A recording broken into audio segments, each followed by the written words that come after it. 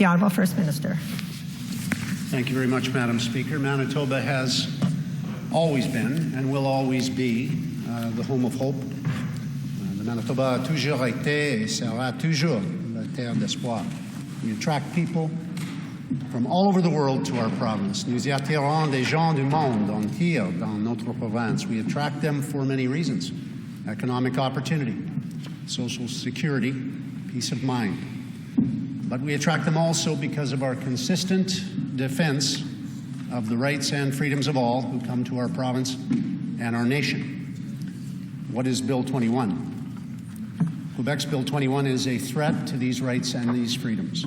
It is a Quebec law that bars government employees from wearing religious symbols such as head coverings or crosses while on the job. We have all seen news reports about Muslim women being denied jobs as teachers in Quebec because of Bill 21.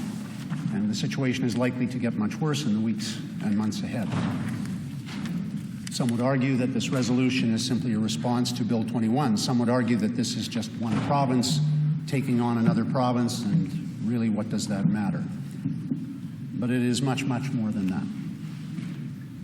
Our resolution today is a reaffirmation of the values that are important to us as Manitobans and also as Canadians. Ce projet de loi est une réaffirmation des valeurs qui sont importantes pour nous, Manitobans. Important to us as Manitobans who are Canadians. First and foremost, our country matters to us in Manitoba, and our reputation globally for defending the rights and freedoms of all citizens is essential to our Canadian identity. In short, Madam Speaker, Manitobans care less about what is on your head than what is in your heart. I am a farm boy. I have always disliked erosion of our natural resources, erosion of the quality of our water, of our air. It is a threat to us and all who will follow us. We are stewards of the environment in every respect. The erosion of our soil is critical to us, as we are an agricultural province. That soil is literally and figuratively the root of our economic and social progress.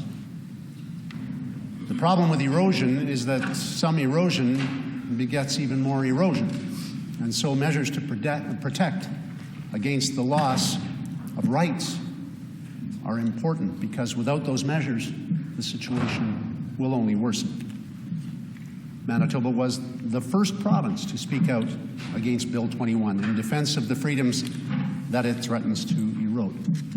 Many years ago, Edmund Burke wrote that no one made a greater mistake than they who did nothing, because they could do only a little. The Premier of Quebec says that his province finds his Bill 21 popular. It would be my sincere hope, Madam Speaker, this chamber finds Bill 21 dangerous. What has been the reaction of Canadians overall thus far? Somewhat muted, I would say. Others across the country have said, just be quiet, don't make waves. Some have said, we want more trade with Quebec. Just be quiet. Some have said, we need a pipeline across Quebec. Just be quiet. But we today have the chance to say that threats to personal rights and freedoms are more important than achieving economic or political advantage. And I would sincerely hope that in this chamber, we would not do nothing. I love Quebec.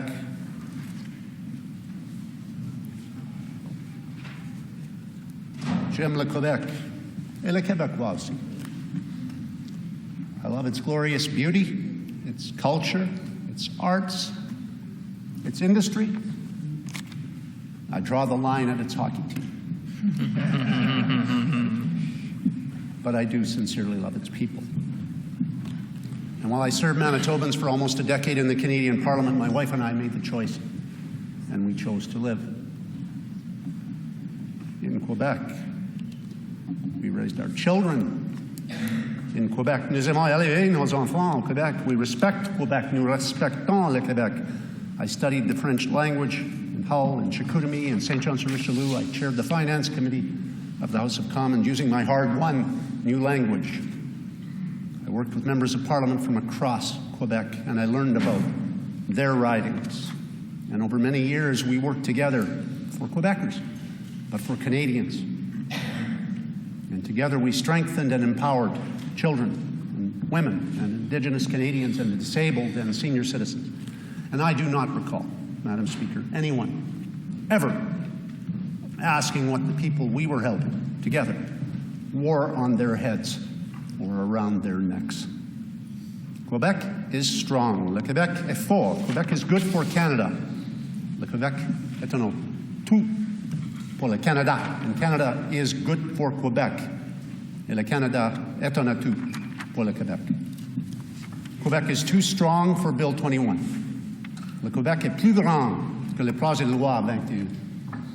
Quebecers are too good for Bill 21. Les Québécois sont plus généreux que le projet de loi 21.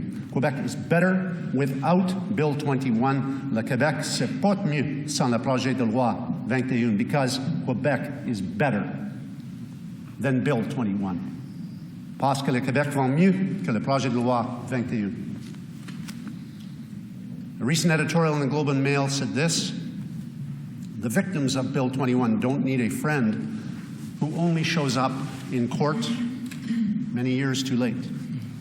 What they need is for those who sit in Parliament to acknowledge that something ugly and unjust is happening right now in Quebec, and to find the political courage to stand up to a law that all can see is discriminatory. What they need is Canadians walking beside them, not skulking around in the shadows behind them, secretly taking pictures of their children and what they wear. I agree with the Globe and Mail. Something ugly and unjust is happening right now in Quebec. Some may think this is a Quebec issue, that it does not matter to us. They would be wrong. Some may think this is just about headscarves and crosses. You would be wrong. Some may think that not defending belief systems that are different from their own is okay. You would be very wrong. If you're not willing to defend another's rights, if you are not willing to defend another's freedoms, do not expect them to defend yours. Our individual rights and freedoms are cheapened and in fact threatened if they come at the price or at the expense of the diminished rights of our fellow Canadians. Canada has always been strengthened when we have advanced the causes of freedom. On the ridge at Vimy, on the shores at Normandy, in the deserts of Afghanistan, in the Parliament of our country, and today, here in the Legislative Assembly of Manitoba, we have the chance to stand together for freedom, not for some, but for all. Not just for Manitobans, but for Canadians. Not just for today, but forever.